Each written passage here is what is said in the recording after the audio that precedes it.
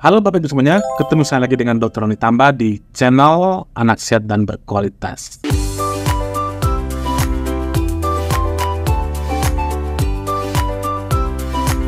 Kali ini kita akan membahas satu materi, yaitu tentang pertanyaan dari beberapa ibu ke saya ya tentunya. Mereka menanyakan ABC kadar daripada bayi atau anaknya apakah boleh untuk diimunisasi. Ini merupakan mungkin topik yang sangat perlu diketahui oleh Bapak Ibu, sehingga nanti kita bisa tetap mensukseskan daripada program imunisasi, karena memang imunisasi itu sangat penting untuk mencegah bayi atau anak kita dari penyakit yang sebenarnya bisa dicegah dengan imunisasi. Jadi kita tidak khawatir, tapi juga kita tetap mengimunisasikan anak atau bayi kita. Seperti biasa nih, sebelum untuk memulai daripada diskusi ini atau memulai pemaparan ini, maka saya tetap mengucapkan terima kasih kepada Bapak Ibu yang sudah rajin menyimak materi-materi kami di channel Anak Sehat dan Berkualitas. Dan bagi Anda Bapak Ibu yang mungkin saja pertama kali menyimak materi kami, jangan lupa klik tombol subscribe-nya dan boleh di-share kepada teman-temannya, kepada sahabatnya, keluarganya, atau rekan kerjanya, supaya mereka juga mendapatkan materi dan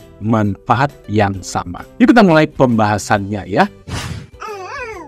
Jadi sebenarnya hampir setiap kondisi itu anak-anak bisa diimunisasi. Bahkan sakit pun itu kalau memang dia ringan boleh diimunisasi. Tetapi memang ada guideline-nya atau panduannya mana-mana saja kondisi anak yang benar-benar tidak bisa diimunisasi. Karena biasanya kalau misalnya kita mengimunisasi bayi kita terus lantas dia sakit si bayi itu, nah kita kadang-kadang itu mengkaitkan dengan imunisasinya, padahal tidaklah demikian. Itulah sebenarnya alasan utama dari kenapa harus diutamakan bayi itu sehat. Di samping itu juga untuk mendapatkan respon imun yang baik, karena jika anak itu sakit berarti respon tubuhnya masih rendah, sehingga harapan kita mengimunisasi itu kan tujuannya supaya bayi mendapatkan yang namanya respon tubuh untuk menghasilkan antibodi, sehingga kalau dia lagi sakit tentu antibodi yang diharapkan itu malah tidak muncul, malah yang kemudian bayinya bisa sakit karena respon tubuhnya yang lagi rendah. Jadi sebenarnya ada dua bagian besar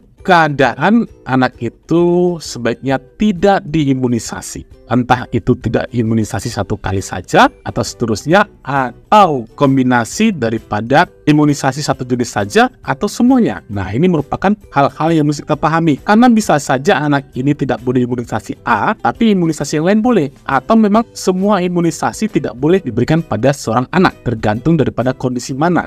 Tadi saya katakan ada dua bagian besar. Yang pertama adalah keadaan alergi, dan yang kedua adalah keadaan anak sakit. Yuk kita bahas satu persatu. Apa itu kondisi alergi dan apa itu kondisi anak sakit yang menyebabkan anak tidak boleh diimunisasi. Untuk yang pertama adalah keadaan alergi. Alergi di sini bukan merupakan alergi dari makanan, alergi debu, alergi minuman, alergi apalah gitu ya. Tapi di sini adalah alergi daripada vaksinasi. Nah, itu ya, jadi jangan salah paham. Alergi daripada vaksinasi. Misalnya contohnya, ketika anak itu diimunisasi DPT yang pertama, terus timbul reaksi alergi, maka si bayi ini sebaiknya tidak diberikan imunisasi DPT berikutnya dan seterusnya, karena dia mengalami yang namanya alergi terhadap satu vaksin. Tetapi untuk vaksin yang lainnya belum tentu, artinya masih diperbolehkan. Jadi selagi anak itu tidak menimbulkan reaksi alergi, boleh saja. Tapi kalau misalnya sudah dicurigai dan diagnosa bahwa anak tersebut alergi terhadap satu vaksin, itu memang tidak boleh diberikan karena akan sangat berbahaya. Jadi ini bagian pertama adalah alergi.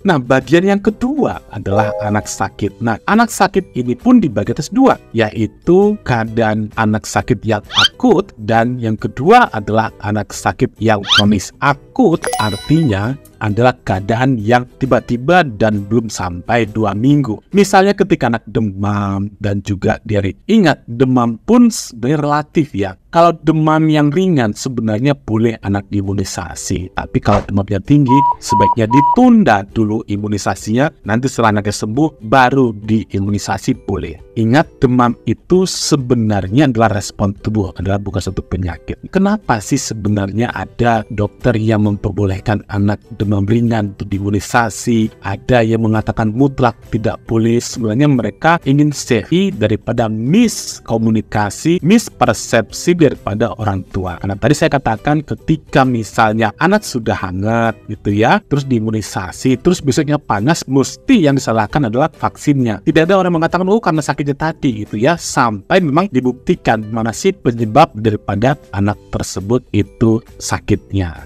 Ini yang pertama. Yang kedua misalnya adalah diare. Diare tentunya memang kita belum tahu apakah ini infeksi atau gejala lain, terutama apabila memang anak kita itu mengalami yang namanya diare terus mau diimunisasi polio tetes. Ini adalah suatu yang mesti ditunda pemberiannya. Yang kedua adalah anak sakit kronis. Kronis artinya lama. Ya misalnya contohnya apa sih? Contohnya adalah anak mengalami keadaan imunokompromis, artinya sistem imunnya lagi rendah. Misalnya anak yang mengalami cancer, apalagi si anak tersebut dalam pengobatan kemoterapi misalnya ya, atau misalnya anak itu mengalami yang namanya penyakit HIV, apalagi anak tersebut itu tidak mendapatkan ARV ya, obat antiretroviral, apalagi anak itu sangat kurus atau gizinya sangat buruk dan sebagainya. Ini merupakan keadaan penyakit kronis yang sebaiknya anak tidak diberikan imunisasi.